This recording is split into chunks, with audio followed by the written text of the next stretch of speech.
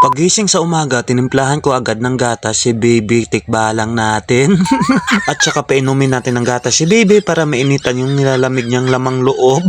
At napansin ko nga si Mrs. na galit yung mukha kasi hindi nagapang kagabi. Siya nga yung pinaluto natin dito mga idol kasi magluluto kami ng lugaw. At kahit ano kausap ko sa kanya, hindi talaga ako pinapansin at galit na galit talaga. Sumama talaga ang loob sa akin at si Baby Tikbalang, ayan, kung nakita nyo, napatingin na lang sa kanya.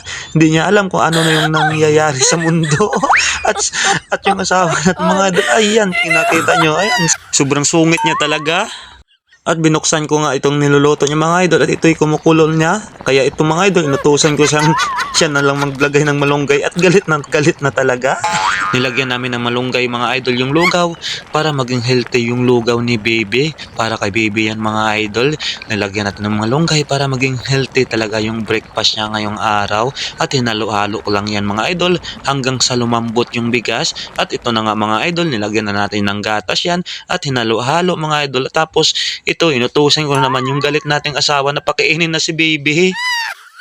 At pinakain na nga ni Mrs. si Baby mga idol. Yan talaga yung breakfast niya ngayong araw. At naisipan ko nga sumayaw-sayaw dito para mapatawa si Mrs. natin na galit. At ayan, hindi niya napigilan. Ganyan lang ang diskarte. Pag galit na galit si Mrs., gagawa ka ng paraan para mapatawa siya. At ito na nga mga idol, grabe naman yung tawa niya mga idol sa ginagawa kong action dito.